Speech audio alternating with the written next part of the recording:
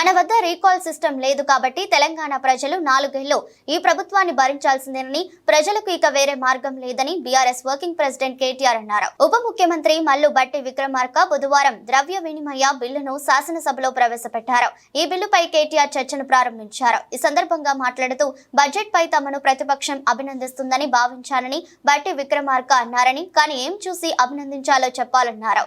100 రోజుల్లో 6 గ్యారెంటీలు అమలు చేస్తామని చెప్పి మాట తప్పినందుకు అభినందించాలా, డిక్లరేషన్లకు దిక్కుమొక్కు లేకుండా చేసినందుకు అభినందించాలా, 420 హామీలను తొంగలో తొక్కినందుకు అభినందించాలా? అభినందించడం కాదు అధ్యక్ష, అభిశంసించాలి. మన వద్ద రీకాల్ సిస్టమ్ లేదు కాబట్టి ప్రజలు మిమ్మల్ని 4 ఏళ్లు భరించాల్సిందే అన్నారు.